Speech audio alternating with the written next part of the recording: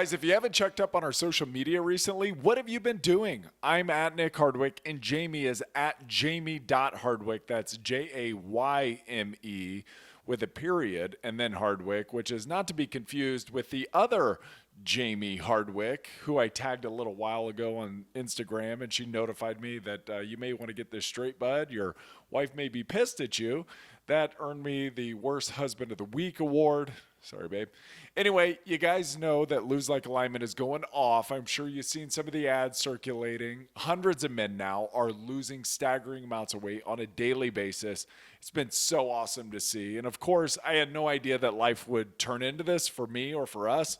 I just had to get the information out of my head, share it with others, see if it could help people reclaim their lives. And lo and behold, it has. And I am just really grateful to be a part of this amazing team.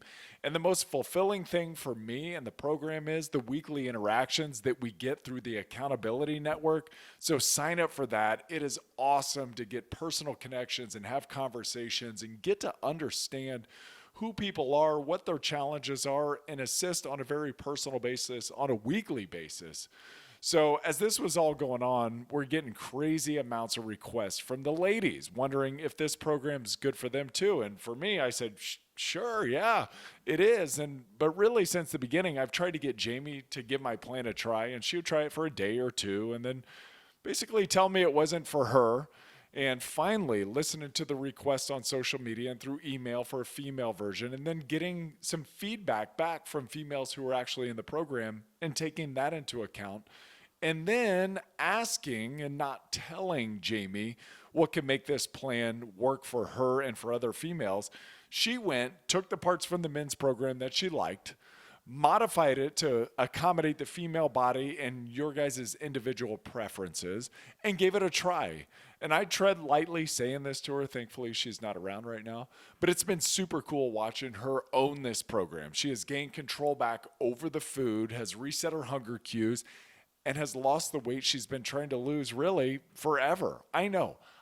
Believe me, I don't think she has anything to lose either, but still, she's getting to a place where she feels great about her body, and that is important. In fact, I just get out of the bathroom and she says, I've lost this weight, but Nick, I've lost an inch off of my waist. She's taken measurements. So we sent the adjustments back to our design team, and voila, the Lose Like a Lady program is born. We would love for you guys to join the team. If you want to know more, all food preferences and eating styles work within the framework we provide in both the men's and the women's program.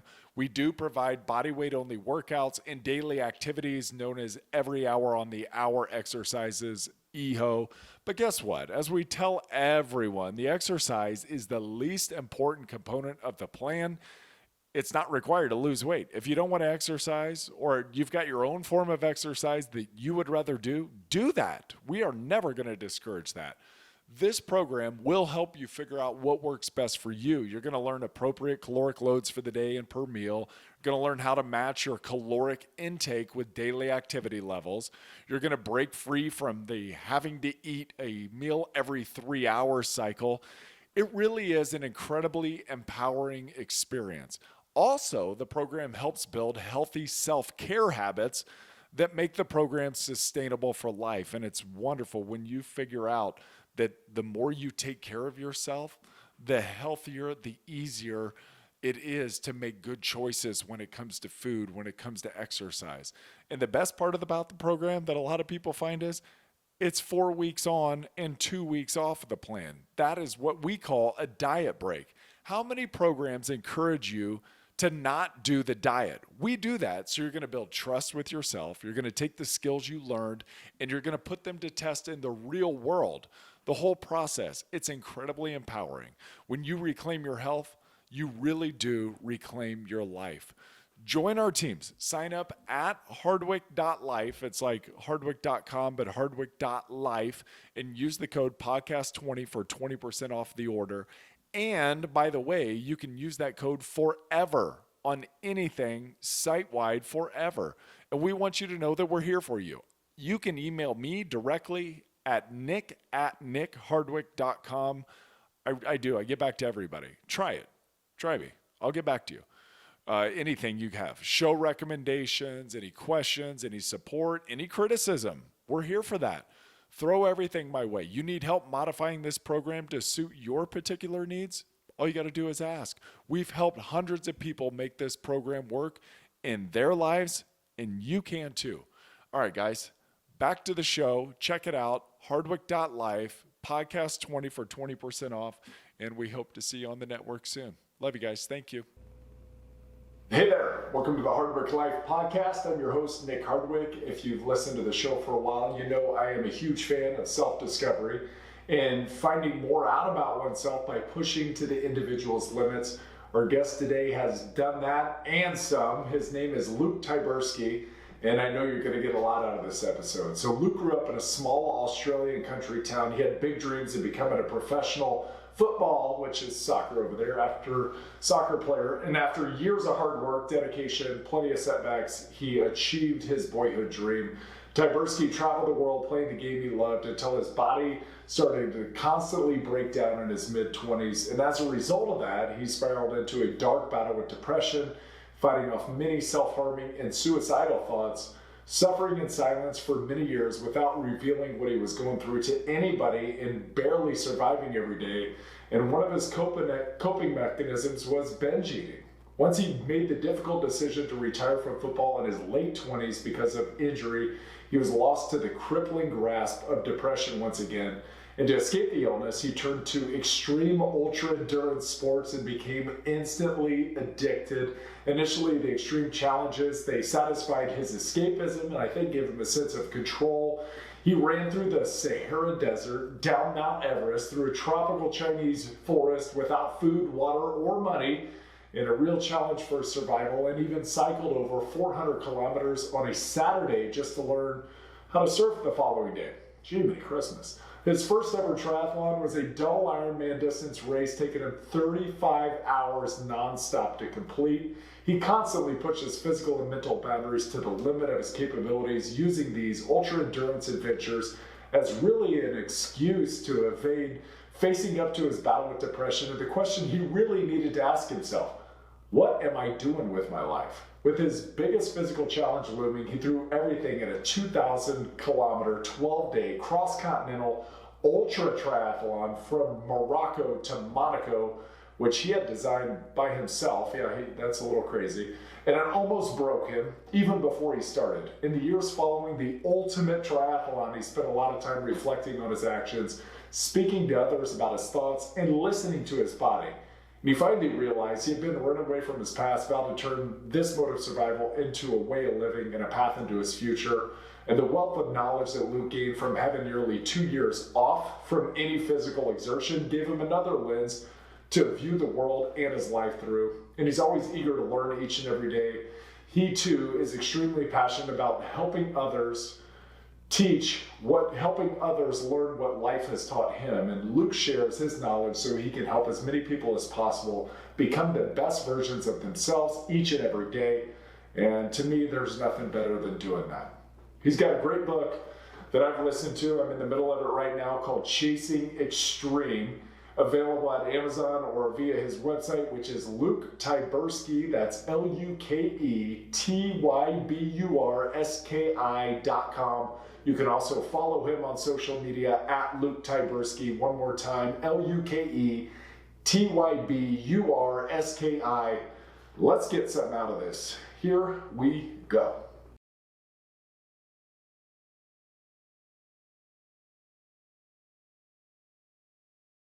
Here he is. Hi, Luke. How are you, buddy? How you doing? Hey, I'm great. How are you? I'm doing fantastic. Fantastic, thanks. Yeah, just got done with a client call. Yeah. I got a few clients who I work with from a mindset perspective, and I've got a bunch of clients who I work with from like an athletic performance, mental performance side. So runners, mountaineers, triathletes. Alongside sort of more of the mindset, mental development clients. So it's a good mix. Because a lot of that, right, like the extreme sports, the ultimate triathlon type stuff that we're going to get into, that is mental. Yes, it's physical, but it's super mental. I think there's a lot of barriers to get across there. Physical being one of them. Yes, you have to be trained properly, but if you can't hit that switch and get into the right space, I don't know if you've got a chance. Well, that's it. Like I I was talking to someone the other day where I said you can't get bored in training when you're trying to train for endurance sports, because you're going to be doing something for hours and hours on end. And if you get bored by doing the same session a couple of times a week for like an hour and a half, then there's going to be an imbalance, so to speak. Yes. Do you find that there's a certain type of person that's drawn to endurance sports? They slow, sustained, right, where it's kind of brain type, or I've even read things recently. There's guys out like Christian Thibodeau, he's a high performance muscle builder, power lifter, weightlifter. He does all of it. And his concept that he's bringing in, which is kind of being a little disruptive, I guess game changing, is that he's talking about being dopamine dependent, being acetylcholine dependent, being serotonin dependent, and that kind of which brain type you are, I guess, will lead you to the path of your success. Do you find that a lot of your clients in the endurance world are of a certain type? A lot of people get into endurance sports because they're running away from something. Yeah. That's why I was laughing, because that's how I got into endurance sports. And I've seen a lot of clients who I've worked with. I've seen a lot of friends, and with the world of social media these days, I see a lot of people going, there's a lot more going on in that person's life than A, they're either letting on, or B, they're even aware, and this is not going to end well. And I see it year in, year out, someone who I follow, someone who's doing some really cool stuff, who I don't know, but I'm like, you know what? That train's going to crash, whether it's this year or next year or the year after, but it's coming. And a lot of people like it because and this is what I did. I covered over endurance sports as, and I use air quotes here, a healthy alternative to drugs or alcohol or gambling and stuff like that, and addiction, to make me feel good about myself. And it could go and last for hours. So it's like, I can go out for a 3 or 4 hour run and I feel amazing because all the endorphins, all the rest of it. But then also, I don't have to face my problems because I'm not sitting at home in my own head and I'm not having these conversations with other people. So I love being on that high for 3 or 4 hours every day, every weekend.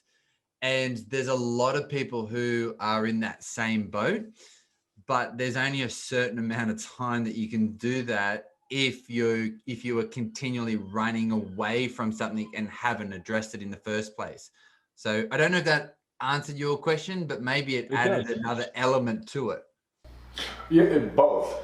And I think you obviously empathize with people that you see doing amazing feats of strength and physical challenge, and you empathize with that because you were there. There is anguish. There is something that you're running away from. There is maybe control that you're trying to get into your life. But I there's part of me that says, because I'm not an endurance athlete, the furthest I can go is on a long walk because I've just beat the tar out of my body, and anytime I try to run, it seems like my knees jacked up for a week and my back's all thrown out. I've done enough damage that it's like damage mitigation time. But there has to be an element too where, and I don't know if this is true or not, the furthest I've ever run is 11 miles. And I did climb Mount Kilimanjaro at one time, and that was a super cool escape, just being outdoors and looking around, high perspectives, and doing a very challenging, but nothing compared to what you or other ultra athletes do. There has to be some sort of moment of reckoning, right? When you're out on one of these 3 or 4 hour jaunts where you go, what am I doing this for? What am I running away from? Or is there ever a part, I guess, where you come back to maybe what you're running away from and you acknowledge it? Yeah, that's a great question. And my initial sort of response will be that that's a very personal thing. And I think everyone's experience can be really different. So for me, going running for 3 or 4 or 5 hours, that was fine. Like that was never long enough for me to have to go really, really, really deep. It was always longer than that.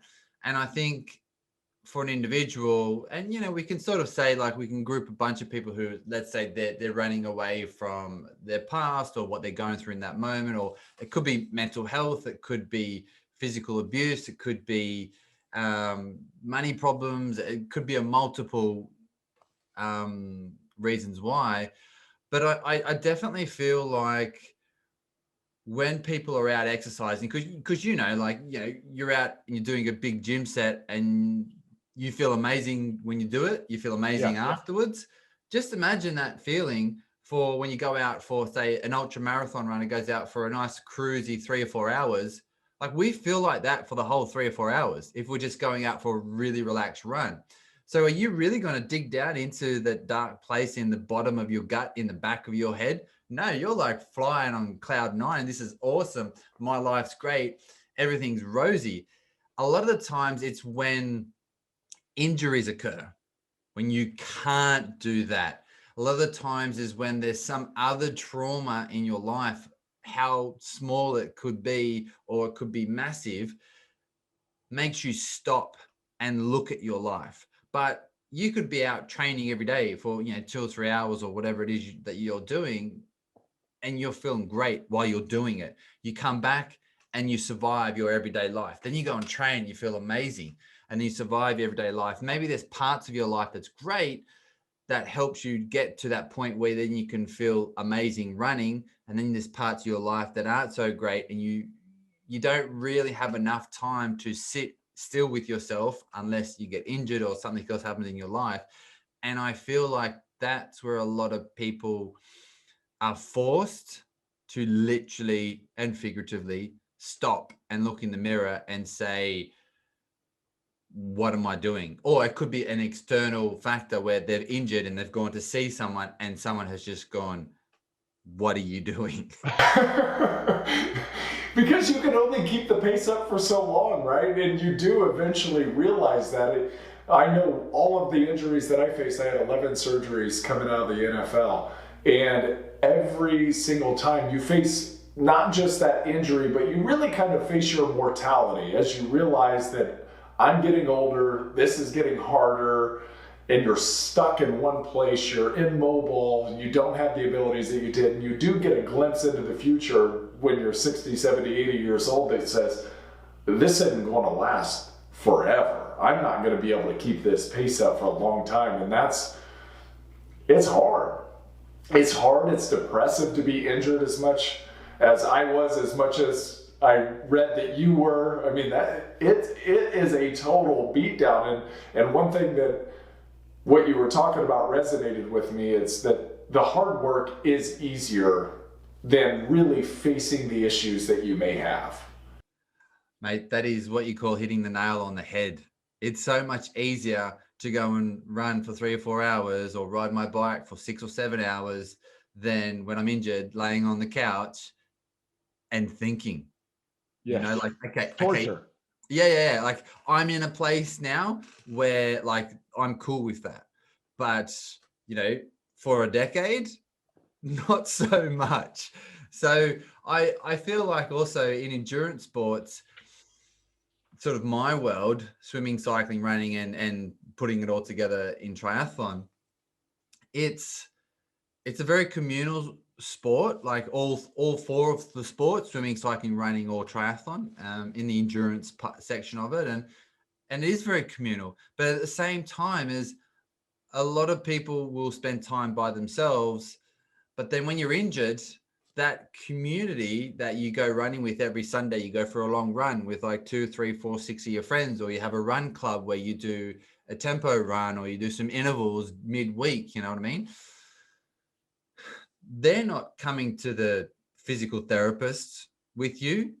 They're not laying on the couch with you, like, okay, you might be on your phone or whatever, but it's not the same, so there is that time where you're in a dark place because you are injured. And then you don't see people because you don't go to the track session, you don't go to the long run. So then all of a sudden you become withdrawn, and that's where it comes back to, if you are running away from something, then you really got to face up to it.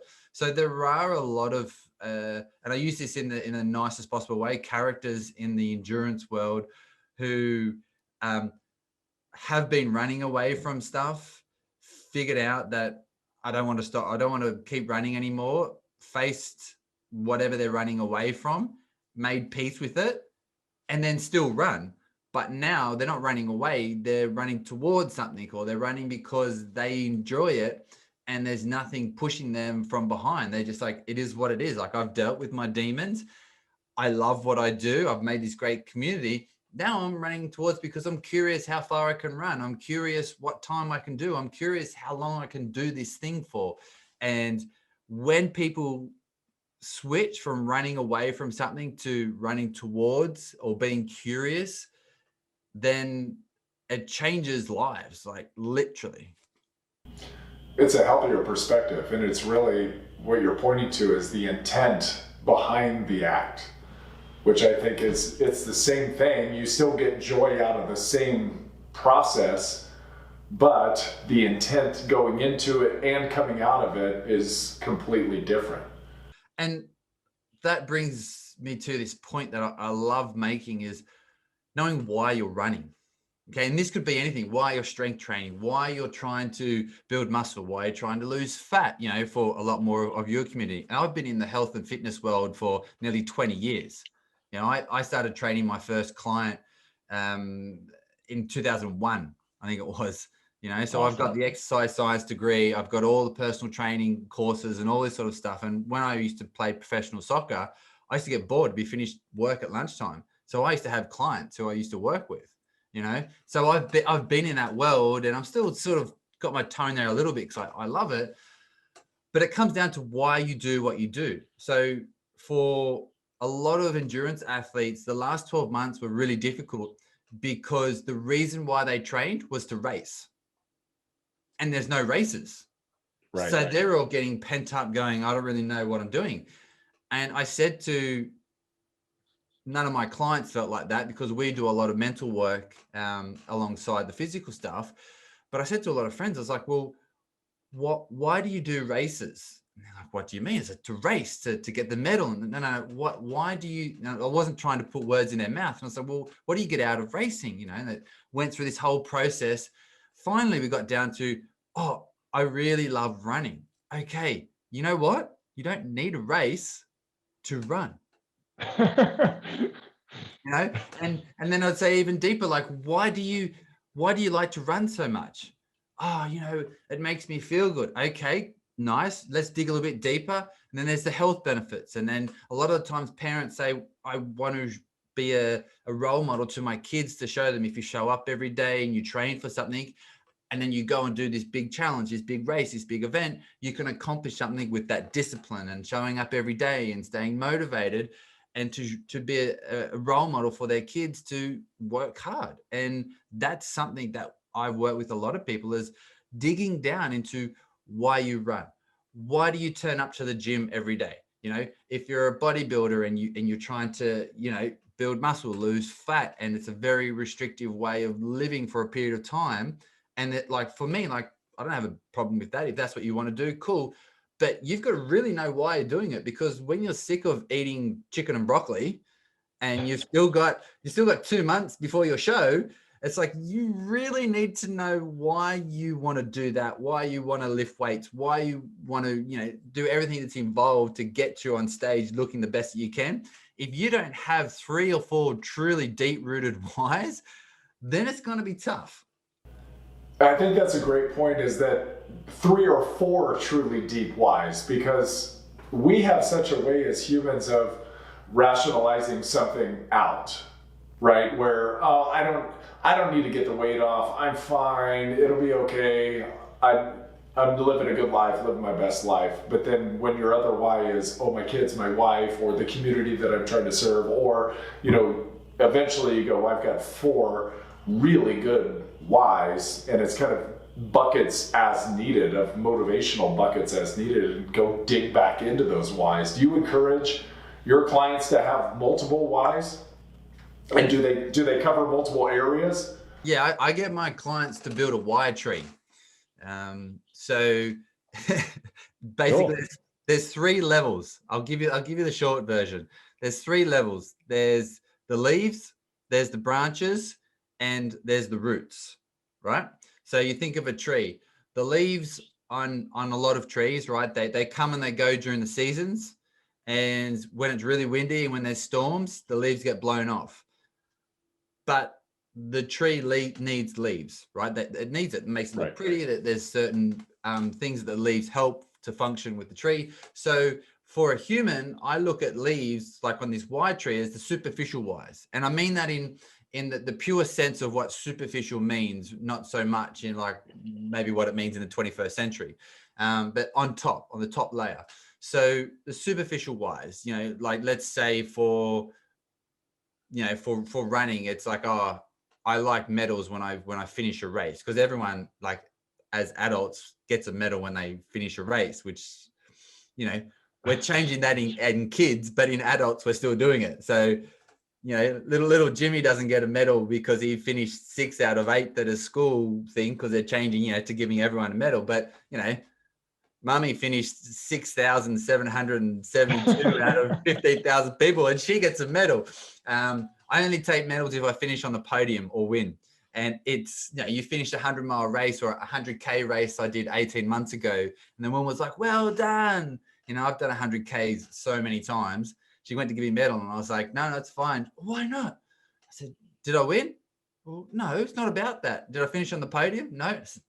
For me, I'm okay. I don't need a medal. I've got that experience of running for the last 12 hours. That's a personal thing, but also it parts to make up for. I don't do it for the medals. So a lot of people do. They're the superficial whys. Then we've got the branching whys, and a lot of the times this is what people think their deep-rooted whys are. So the branching whys, they're strong, right? They're structural. They're connected to the trunk. They're nice and strong. The wind comes, they're there. So your adversity comes and goes, structurally fine. The seasons change, nothing changes there over time. So they think, yeah, these are the deep-rooted whys. These are the ones that we latch onto. But really, they're branching us down to the roots. So for runners, this could be like a personal best time, the furthest I've ever ran, maybe finishing on a podium, or it could be because it's healthy. I want to improve my health. I want to lose weight. So these are all things that people may believe are their deep-rooted whys, but really, I look at them as the branching whys. It's when you get there, you've got to ask the question, why do you want to lose weight? Why do you want to get your PB down to whatever it is? Why do you want to run a 100-mile race? When you start taking time and dig down lower, then you get to the deep-rooted whys. And like roots of a tree, there's multiple, and they go off in all different directions. So yes, there are multiple types and different variants, but also the point I want to make is when you spend the time to go through your superficial whys, your branching whys, and enable yourself to dig down a little bit and entrench those deep-rooted whys into the earth, so to speak, then what happens to the tree when there's a huge tornado? If they're strong, the trunk stays upright, the branches are gone, the leaves are gone, but the deep roots of that tree keep the tree upright, keep it alive. So after a while, it can regrow. So knowing multiple deep-rooted whys and thinking of it as a root of a tree where it comes down, there's other branches of roots going off. So it might be a personal. You might have a personal element of a root, and you go out and there's a bunch of personal ones. Maybe there's a family element as well, as I talked about, being a role model for your kids. Maybe you're doing it because your parent was a runner and you're doing it quietly because that's the reason why you want to do it, because you want to follow in their footsteps. If that's really you digging down, I don't know, I'm making these up as I go now, Yeah. but you get the idea of the deep-rooted whys going off in different directions, but you need to take time to dig down and really figure out the underlying reasons that are going to get you through I say 100-mile race when you've done 75 miles and you've still got a marathon to go pretty much, and you've been going for, let's say, 20 hours and you haven't slept all night, you really need to know why you're there. So how many of these have you run? 100-mile races? Yeah. I've only done a couple of 100-mile races. I've ran 100 miles just for fun, not in a race, a few times. I've done a lot more multi-stage stuff. So I've done probably a dozen times where I've ran 160 miles in sort of 5 days. But yeah, ultra marathons, like 50 miles plus. I couldn't tell you how many I've done. Countless. Yeah. And Countless. races, I could probably have a guess how many races I've done, but how many runs longer than 50 or 60 miles, I can't remember, because my driving force is not to do races. One of my deep-rooted whys is the adventure. That was going to be the next question. Yeah. Because you've had to, and I'm assuming this is what you help clients do, you had a moment where you realized that I was running for not the wrong reasons, but you were running to get away from something, to get control, but then you had a 2-year kind of hiatus from really anything physical because you beat your body to tarnation. And then I'm assuming during that 2 years was when you really reconciled what was going on in your past and were able to move forward kind of with a better lens. Take me through that whole period and how that happened. Yeah. Well, firstly, Nick, is 2 years a moment? So, I guess universally speaking, it would maybe be a moment in one of our lifetimes. Goodness, it's a long time. It's a long time. So basically, for all the listeners who haven't done their research like I know you have, with the questions that you've been asking, which is awesome, I'll give everyone a bit of a recap and sort of get them to sort of what we're talking about, because it will really enable them to make more sense of to answer that question of that moment that I had. So I used to be a professional soccer player, bounced around the world in the lower leagues, battled with my mental health towards the end of my career, had a bunch of injuries, 3 surgeries in 11 months, not 11 like you, but I also didn't play in a sport like the NFL. And it's not just the surgeries though that tell the story. I mean, there's soft tissue injuries that don't require surgery that also keep you on the sideline. They keep you from, and there were so many, listening to the book Chasing Extreme, there were so many moments in there where you were right on the precipice of making that roster and really seeing the childhood dream come to absolute fruition, and then you pop a hamstring. Or the one that was devastating to me was the one where you had got the scholarship to play at Louisville, I think it was, and then you unknowingly and just naively took a professional contract, and then you lost your scholarship when you came back to school. And I thought, oh goodness gracious, he didn't know any better. I'm sitting at the compliance office at University of Louisville, big school, got recruited there, made co-captain, was going to help change the program, like all the rest of it. And I got caught in the compliance office with the coaches, and the compliance officer said, "Luke, I need you to be completely honest. I need you to be open." And I was like, "Yeah, cool. Okay. Have you ever signed a professional contract?" And before she even said contract, I was like, "Yeah." And tell you what, talk about sucking the energy out of the room. Everyone's just going, "Oh," and I'm like, "What do you mean? I would play professionally. I signed a professional contract for about 3 years in Australia before I came to America." And yeah, so that wasn't a physical injury, but not knowingly, I literally, chopped my legs off underneath my knees with that simple, word of yes, of course I have. But you gotta plead the fifth. Yeah, well, you gotta plead the fifth. If only I knew. I know. So I had a lot of soft tissue injuries, countless injections, countless tears, just ridiculous amount of soft tissue injuries alongside the 3 surgeries in 11 months on 3 different body parts. And that wore down on my mental health. And I started to battle with depression. I didn't speak about it for many years, didn't speak about it with my girlfriend at the time, didn't speak about it with my housemates. No one, even my closest friends didn't know. And then there was this transition phase where I decided that I was going to retire from soccer on a little calf strain. Like, it was crazy. I tore my calf 3 times. I strained my calf like 3 times in 4 months, whatever it was. And the 3rd time I was just like, I'm done. And I pat myself on the back and I walked home. I was like, you know what? My career's been great. It hasn't quite got to where I wanted to go, but I bounced around the world, playing professional. Awesome.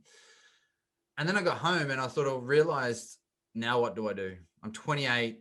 I've got an exercise science degree, and I coach these sort of people on the side, which is cool, but it's never really what I've wanted to do as a full-time career. It's always like, I really love doing it part-time. And I was a bit lost of identity, iced my calf, and then it hit me. It's like, holy crap, who am I if I'm not a soccer player? What do I do now? And my mental health plummeted, and I just needed something to stop this snowball going down the side of the mountain. And for some crazy reason, a thought came into my head of my friends in Australia who'd done Ironman, triathlon, and marathons and ultra marathons, who, mind you, I used to tell them, coming from my exercise science degree, that they are taking years off their life doing things like Ironman, triathlon. Marathons are going to kill you. You're gonna die at 70 because they're ruining your immune system, your skeletal system, and all this. So here I am sitting on my high horse telling these people that, like, best friends of mine who I've known since we were like 10, that they're crazy. And I thought, if they can do it, I can. So I literally remember this race that they told me about, where you run 6 marathons in 7 days through the Sahara Desert. I looked it up. I found it. It was in 6 months. I called them up and I said, can I have a place? And they were like, oh, well, there's a waiting list. And I'm thinking, waiting list? Why would there be a waiting list for a race where people run 160 miles in a week through the Sahara Desert? There's not that many crazy people. And anyway, apparently there was. But she said, if few people are pulling out, if you pay your deposit now, then you can get a place. I'm expecting, okay, sort of in like US dollars, I'm expecting like, maybe 2 or 3, probably about $1,000 or $2,000, because it was a whole week long thing, right? Right. Anyway, when she's like, I can't remember how it was now, like the deposit was like £3,000. I'm like, well, how much is the whole race? So anyway, so I basically trained for that for 6 months, dumped all my savings into paying for the rest of the race, buying all the kits, buying new running shoes, socks, everything. So I wasn't a runner, and set off on this journey. And we're moving towards, to answer your question now, set off on this journey to be this endurance adventurer, I called myself, where I was going to do the biggest, highest, hottest, wettest, craziest races around the world: swimming, cycling, and running. I didn't have a running background. I was a soccer player. I didn't have a swimming background. I could swim, but I didn't swim in any races or anything like that. Cycling, I used to cycle an old mountain bike to friends' places, but that was it. So I went off on this big endeavor to be this endurance adventurer, where I was going to do all these crazy challenges around the world, have documentaries made about them, write books about them, speak on stages around the globe about these big challenges that I was going to do. And I thought, you know what? I need to do something really big to put me on the map. So I came up with this event called the Ultimate Triathlon. And it was a swim, cycle, and run from Morocco to Monaco. So the Strait of Gibraltar goes from Africa to Spain. This is the mouth of the Mediterranean Ocean, the sea. And I was going to swim that and then cycle the entire southeast coast of Spain, which was about 800 miles, and then run a double marathon every day for a week to finish this 2,000 kilometer triathlon in 12 days. I gave myself about 4 years from when the concept first came into my head to complete it. So talk about running away from something. For the next 4 years, I literally spent any money I could find, drained every bank account I had, any money I made from training clients, writing magazine articles, doing these challenges, getting sponsorship from brands. I made no money, but anything I made, I put into doing the next adventure, right? Because I was like, I'm going to give myself 4 or 5 years before I actually start making money, as long as I can cover costs. And that was it. So on the outside, Luke looks like he's doing really cool stuff. Yeah, Running down Mount Everest, spending time in Nepal, high up in the rural mountains for like a month, running through a forest in China, climbing mountains in New Zealand, doing all these crazy challenges, writing these articles for magazines, speaking on stages. Is like, yeah, like Luke's got his act together. But in reality, I'm battling with depression. I'm binge eating. I stood on tops of bridges twice, not wanting to live. I had insomnia for about 2 years. I had a relationship breakdown, and it was ruining me on the inside. So for 5 years, I was beating myself up physically by doing all these ultra endurance challenges. For 2 of those years, I was sleeping anywhere between 8 and 20 hours a week. So some days I wouldn't even go to bed because I got to like 1 o'clock in the morning. Like, I can't sleep. Fine, I'm going to go and run a marathon. And I would get back at like 5 in the morning, and I'd have a shower, and I'd make some coffee, and I'd sit down, and my flatmates would come out and be like, "Oh, you go for a morning run?" "Yeah, just did a little 10K at like 6 o'clock in the morning, and now I'm just here having breakfast." Little did they know I never went to bed, and I ran a marathon at 1 o'clock in the morning. So this was my life, and then some nights I was like, I can't go and run because I'm exhausted. My legs hurt. To make myself feel good about myself, I'd smash a whole tub of like Ben and Jerry's ice cream and, a big bag of nuts, and then wake up or just sit there in my bed or go to sleep for a few hours, wake up feeling like absolute rubbish, physically, mentally, emotionally. So I wouldn't eat for 24 hours. Would not put anything in my mouth apart from water for 24 hours, or I'd to wake punish up. yourself. Yeah. So because the thing is, I didn't want to put on weight. So I was like, okay, well, if I just ate 4,000 calories and I don't eat for 24 hours, that makes sense. I'll go for a run and then I'll reset me. Like, emotionally, it made sense. I knew better because of my education, but emotions were overrunning that. So these were the type of behaviors that I was having, and it got bad to the point where, as I said, like I went and stood on top of a bridge and didn't want to be here anymore. So what stopped you? What stopped me? It's a really good question, and it's one that I've spent years thinking about. And it wasn't until only a few years back where I actually realized what stopped me. And it was the fact that when I was standing there, and like I have no real recollection about this, like for years after, it was only when I stopped and did a lot of therapy and did a lot of self-reflection and dug deep into that memory.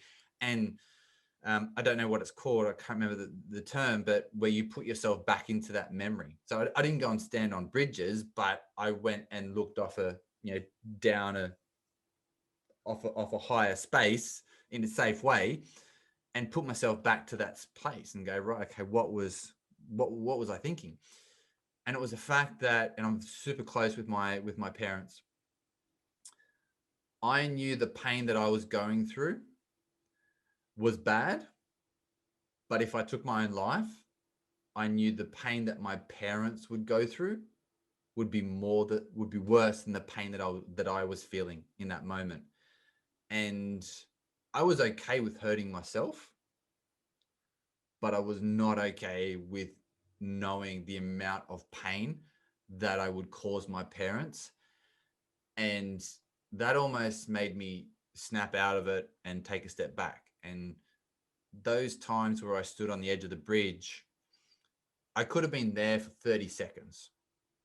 I could have been there for 30 minutes. I don't know. All I can really put myself into is the fact that I realized how badly I would hurt my parents. and the pain that I was going through at that time wasn't as bad as that. And that's what pulled me back. I could tell in the book how close you were to your parents, and that was just very apparent in so many spots along the way, that you could tell some of the questions that they asked you or later revealed to you that they were thinking behind the scenes.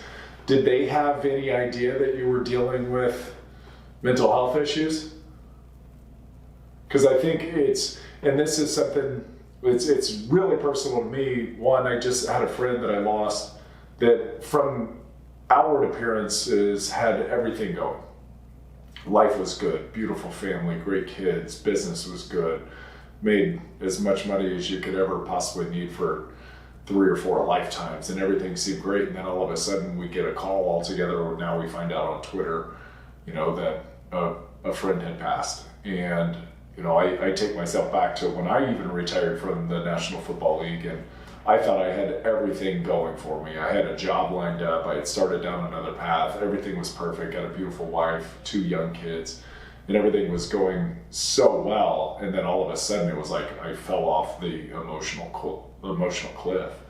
And thankfully my wife was there when I told her. I said, hey, I'm not going to go to work. I'm done. In fact, I'm going to give you all of my money, and I'm going to go to Nicaragua. Leave me with $1 million and I'll just make do down there. And I had no idea what the hell I was going to do in Nicaragua, but that was just kind of the thought. But from the outside, she thankfully was there and looked at the babies and looked at me and said, like, you're not going anywhere. We're going to get you help. We're going to face this issue. But I think, and this may be true with all people that are going through mental health, but I think professional athletes have a way of facing the media, facing the public, and putting on a happy face with friends and being able to compartmentalize. And like your buddies would come in the morning and you're having breakfast. Oh, did you go for a morning run? Yeah, everything's great. No, don't worry about me. I just ran a marathon starting at 1 a.m. Did your parents did anybody close to you, were they able to perceive anything? Because my friends and I are still kind of going back through losing a friend, and we all feel, of course, a part of it and to blame for it because we didn't stay close enough or connected enough. But those that were even really close to him still didn't have really any indication that was going to happen. Is any signs you were given other than, because by outward appearances you're climbing mountains, you're doing super cool feats of human performance? Yeah, you're balling, right? On Instagram you're balling, but it only goes so far. Yeah, 100%. Look, no one so I live in London. I was living in London at the time. No one in London knew what I was going through. The people I live with, my girlfriend at the time, my sister, my close friends, and I can say no one knew anything because since everything came out in my book, Chasing Extreme, that you were mentioning, and all my friends read it, everyone, I don't think everyone who's super, super close, like your handful of friends who that you would tell them anything and they would tell you, is they have all said to me in one way or another, or in their own way, or point blank, dude, I had no idea that you were going through that at all. So people who were the closest to me from an emotional standpoint and also a physical standpoint, who we used to see on a daily, weekly basis, they had no idea. Like, I was a very good actor. But, I used to talk to my parents most weeks on Skype, and, I've been doing that for years. And when I first left Australia, it was, the old calling cards with the number. You'd scratch off the number, and the number to call was 25 digits long, and the PIN number where you would pay like $10. I first went to America when I left Australia. You'd pay $10 and you'd get like 12 minutes to call Australia. That was hilarious. I think about it now, when you can just FaceTime it with a push of a button. So kids don't know the struggle. No, exactly. They don't know the struggle's real. No, you used to put that code in, you get one wrong, and it'd take you another 10 minutes to put it back in. That's the truth. Yeah. And don't do it from a hotel room because that'll always jack you up. Yeah, yeah. You learn these things. You learn these things. So yeah, we used to always talk. So then when we're in the UK, when I was in the UK, I would Skype most weeks, and there was a period where things were real bad. It was after my long-term relationship broke down. And like I was struggling with that, and that almost I was able to let my guard down a little bit with what I was going through because I had a reason of why I felt flat and depressed and lonely and upset and all these sort of things, because my 5-6 year relationship just broke down. And it wasn't my choice, wasn't my decision for it to break down. So that hit pretty hard. To sum it up, I got my heart broken. So Yeah. anyone who's felt that knows what it's like. And yeah, that I had an excuse to feel really flat. So I was like, I'm going to use that for a period of time. And it was only when I let my guard down because of that, my parents, especially my mum, saw straight through it. She saw straight through it. She knew that there was something else going on. And I know this because she said, do you want me to come over for, a couple of weeks? Like from Australia to the UK, 24 hours on a plane. Big commitment.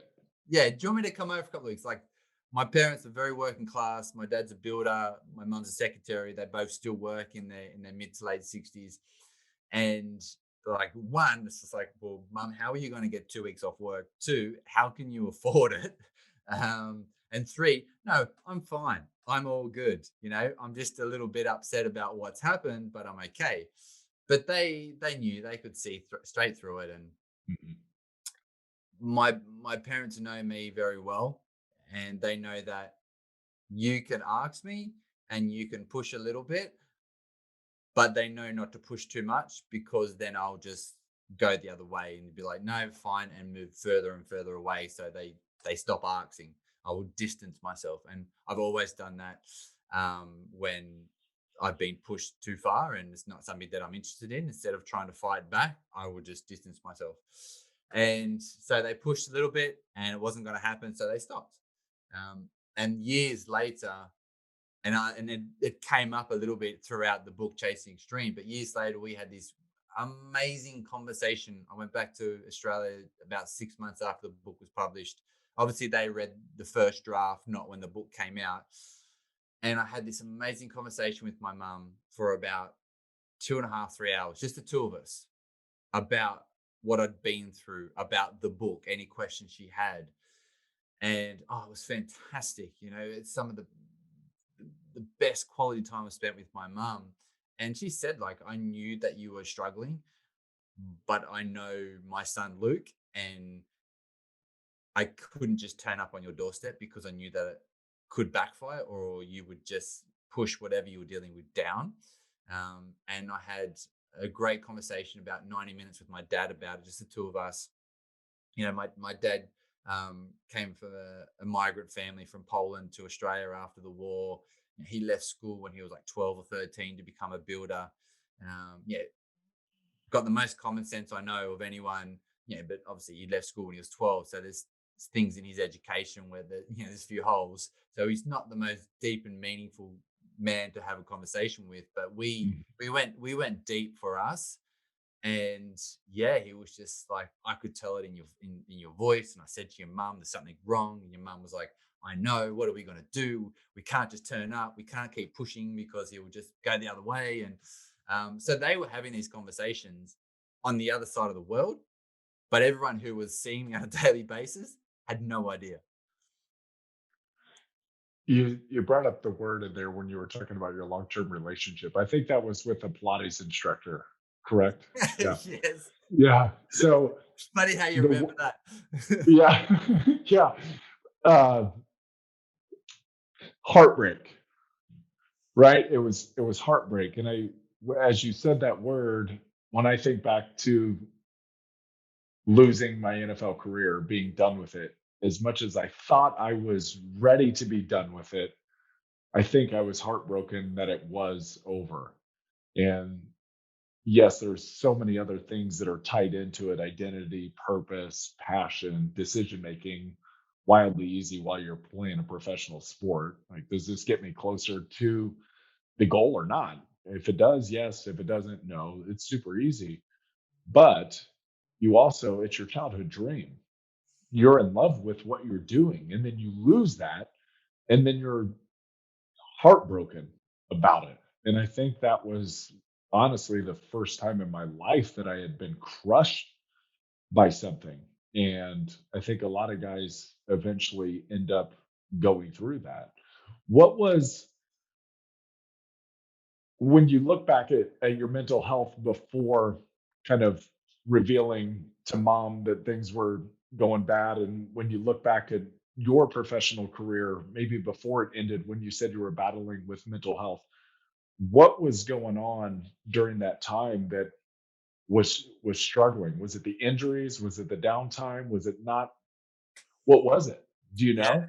it's a good question. A combination of things. Like, if you asked me a couple of years after it happened, I would give you just an off the cuff answer. And this is, I retired in 2011, so I've got nearly 10 years of self reflection to look back. And look, Nick, I think it's a combination of the injuries were getting to me,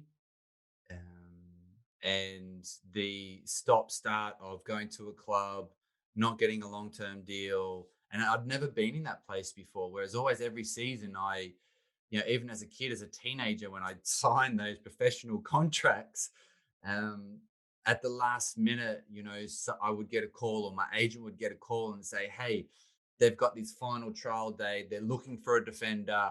It's basically between you and four other guys. Go and play 90-minute game, kick ass, and you'll get a deal."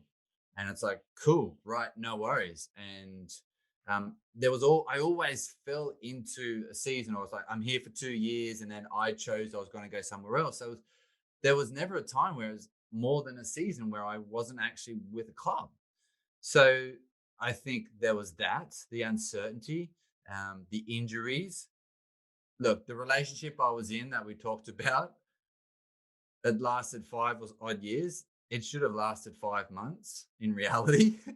It was very unhealthy. One of my best friends who I grew up with, I've known since we were 8 years of age. And he literally in London, so I obviously knew him in Australia. In London, he lives a mile from me now. He literally lives down the road. And he knew my ex-girlfriend, whatever. And like years after it happened, something come up about her, and he was just like, yeah. Like, he and his partner were like, yeah, we were so surprised that lasted so long. The first time I met her, he said, I went home and told my partner, yeah, that'll last about 3 months. And I'm like, dude, why didn't you tell me? That's So, so true. That is so true. Friends need to be better friends and tell you when it's not right for you. well, at least sort of like pull the blinker away from your eye and say, yeah, have a look for yourself. Like, it's your choice, dude, but this is what we can see. And if you're close friends, like, yeah, you might be pissed off at them in that moment, but if they're close friends, then you're not really going to care. At least gives you an opportunity to maybe take a step back for a moment and have a look. So, yeah, like the uncertainty of not playing regularly, not being with a club, um, not making money on a regular basis. Like, I didn't play in the Premiership. Like, I didn't make NFL money or Premiership Right. money. Um, I was, if I could cover my bills for the year and I had a few £1,000s in the bank at the end of the season as a 23-year-old, I'm winning, you know, Yeah. like, because I'm like, I know where I can get, where I can make some, okay money if I can make the right path and I get a lucky break, so to speak.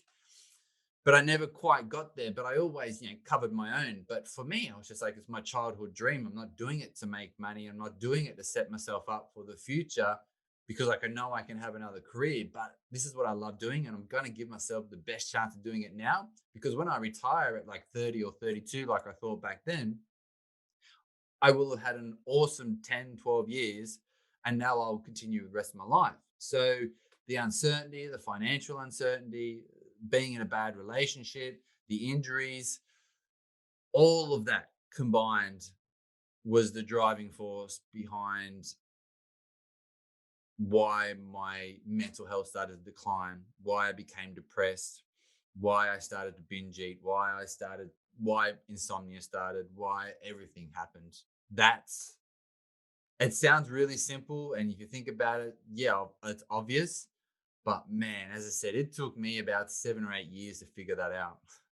But I think the cool thing in that is that it doesn't have to be complex. It doesn't have to be one traumatic incident happened. It was kind of a compounding effect from a bunch of different influences and factors that ultimately beat your mental health down. Yeah, And I exactly. think that's really cool to hear. Yeah, and one thing that you said before about heartbreak, and as you talked about your NFL career, and it's the first time that you were heartbroken when you retired, and one of the things that I had to do, I guess this is potentially we can pull this conversation around to that question you asked me a few minutes ago, was that period of time, that moment where I had to stop. One of the things that I didn't realize that I didn't do was grieve for the loss of soccer, of football, of my career, right? So for me, the grieving process, we think of that as when we lose a loved one. Yes, 100%. But in reality, I believe whenever you have a strong emotional connection to something, and that can be a job, a career, a relationship, a sport, an animal, and a human, when you've got this massive, strong emotional connection, when that's broken, then we need to spend some time to grieve that loss. And I went from the mindset of I'm a professional soccer player, I just got injured again. Okay, I'm retiring right now, to I'm going to be an endurance adventurer and travel around the world and do all this crazy stuff. There was no time to grieve. So that emotional anguish that was building up was compounding year after year after Mhm. year. So 2011, I retired and I signed up to the Marathon des Sables, the crazy desert race. Yeah. I did the ultimate triathlon in the end of 2015. So 4 years later. And then it was only really at the start of 2016 when my body started to shut down. And this is what you alluded to, that moment, that 2 year moment when I was forced to stop. And I'll continue that train of thought before I finish answering your question. The initial question was, it was only then in start of 2016, after I retired in 2011, that I stopped and grieved for the loss of soccer in my life, for not being a soccer player anymore, not being a professional soccer player. Like, it took me that long to stop. So you can imagine all that built up tension, that emotional anguish was going on for like 5 years. On top of that, after the ultimate triathlon, after all of those years of the binge eating, the overtraining, like I'm doing 25 to 30 hours of swimming, cycling, and running and strength training a week, plus training clients, plus speaking on stage, plus organizing these big events. Like, I don't have a team, I don't have people who work for me. I was doing everything It's myself. you. Yeah. So I'm doing 25 to 30 hours of physical training a week, doing another 25 to 30 hours of other work a week. Add that to physical tiredness and not sleeping and binge eating and all of that sort of stuff. Like, for 5 or so years, my body was due to break. And after the ultimate triathlon, it did. My endocrine system shut down. I had problems with my nervous system. I had to go and see a neurologist because I was having headaches for like 6 hours a day. And I had to go and see the neurologist and say, look, dude, what's going on? And we had a bunch of different scans. And he's like, when a light bulb is flickering and you just turn it slightly and it stops flickering? It's like, yeah. It's like, there's this tiny section of your brain that's basically doing that. So because of all of this built up, nervous system strain, so he gave me some medication for like 4 months, and eventually that cleared it up. Like my adrenals were shot. I went and saw a really cool sports physician who used to be a professional triathlete, and she's right into a holistic approach to life, holistic approach to medicine. But she's still an MD. Saw her, highly recommended, and we worked together for a period of time. And I was on all these different, like most of them natural supplements and medications to basically reset my endocrine system, Right. and help out with my nervous system and all the rest of it. Having regular treatments with my now wife, who's an osteopath. So yeah, working with her from a physical perspective and from an emotional perspective, because she was the first person I really opened up to, and she was so supportive. And I say this all the time, and I truly believe it is. I don't think I would have got to where I am today in the way and as quick and as linear as I did without the support of her. I'm not going to say that without her I wouldn't have got here, but I think I got here a lot quicker and in a lot linear way, with her support. And I think that comes from her personal life experience and also being an osteopath. She sees the body, she sees the world, she sees recovery, from a holistic point of view from many different angles. So we work together professionally and personally. And then I just needed to rest. I needed to stop because I could barely walk a mile without having to sit down on the bench and be exhausted. So when you go from doing 20 to 30 hours of exercise every week and then doing all this other work to then your body crashing and going, not anymore, you've got a lot of time, as we talked about being injured earlier, to sit on the couch and think about, what am I doing? Yep. So that was my moment. After like 6 years of running away, my body forced me to stop, to say, dude, you need to grieve about soccer. So let's do that. You need to completely move on from your previous relationship, even though it was like 3 years gone. And I was in another one, a very loving one. So loving that we've now been married for nearly 4 years and all is good. And also, you need to figure out now who you are, how you want to live your life, and what you want to do in it. And give yourself something to move towards. And it was only really, and you say 2 years, like a lot of the times I will quote 18 months, but you're right, it was 2 years because it was only when my book came out, when the last piece of the puzzle, the binge eating and standing on tops of bridges and wanting to take my own life, the first time I talked about that was in my book. And that came out 2 years after when my body forced me to stop.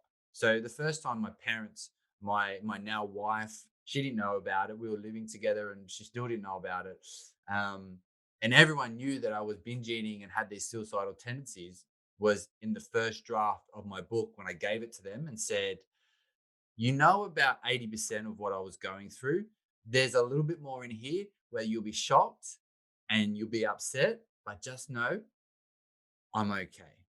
And that's when they read that. And so, 2 years after my body shut down, I published my book. And that's when the whole world knew every single skeleton that was in my closet. Now I joke that I don't have a closet anymore because I opened it up and threw it out to the world in the book. It's beautiful and well done. And I love the book. Actually, I'm listening to it and you narrate it, which thankfully, because you got a great voice. Because sometimes books aren't good, but the substance. It's not that the book's not good, the substance is good, but if it's not read by the right person, it just doesn't come out right. But you got a great voice, it's your story.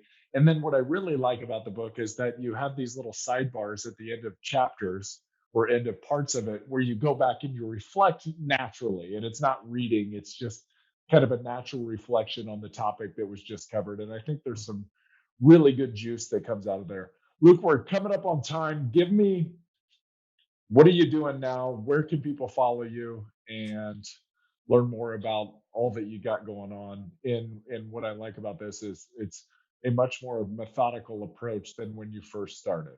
Yeah, yeah. So what am I doing now? I'm still doing big, crazy challenges, but I'm moving towards things. I'm raising awareness. I'm raising money for mental health.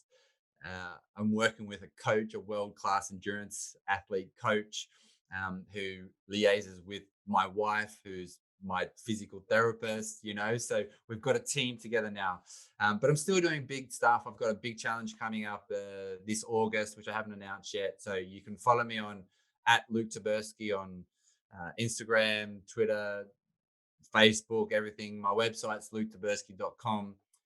But yes, I still do that. But my day job, so to speak, is speaking and conducting workshops for professional teams, corporations, organizations on really trying to um, express why mindset matters, why training your mind on a daily basis matters to help with mental health and mental performance. And they go together in one.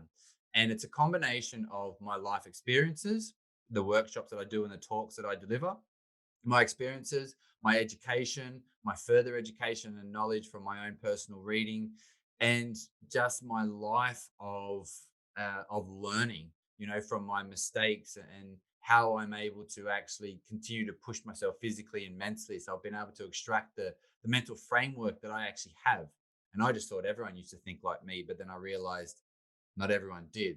So I'm sharing that with companies, organizations, sporting teams. Like I'm talking to a big professional rugby club over here, to their academy players, to their first team, and doing like a 3-part workshop. So I do a lot of that type of That's stuff. great. I've got a few coaching clients who I still work with from a mindset perspective who don't really do any physical exercise. And then I've got a few clients who I work with on the running side. I write their running programs, strength and conditioning programs, and do a lot of mental work with them. Mountaineers, people who do all different types of crazy sport. So I've got a bit of everything, and that's basically what I do now. And I've got a couple of documentaries out on Amazon Prime called The Ultimate Triathlon and the 500 Man. And my book on Audible, Chasing Extreme, which you're listening to, and I appreciate your support. Awesome, Luke. That was great. That was great. Thank you. No worries, man. Hope you enjoyed it, and your listeners will get something out of it. Yeah, and I'll definitely go watch Ultimate Triathlon and 500 Mile Man. 500 Man. 500 Man. Yeah, yeah. Okay, cool. Well, that gives me something to do while I'm working out. I love listening to your book while I'm working out. I'll watch videos while I'm working out, put them up on the screen and listen to it and take a look. So thank Yeah. you so much for the time, and to get a hold of you, it's Luke Tyburski, LukeTyburski.com, or at Luke Tyburski. So Luke, that was fantastic. Thank you, thank you, thank you. I appreciate it, Nick. I'm glad that we got to have this chat, and give a shout out to my buddy, Dr. Rob Bell, who brought my attention to you and your community. So thanks, Rob. Yeah, Rob's awesome. Rob was my first and only in-person podcast guest here in Indiana so far. Gotta find more Indiana people to do podcasts with. Exactly. Right on, Luke. Hey, thank you, buddy. All right, man. Appreciate it. Best of luck to you. Thanks, man. All right, bye-bye.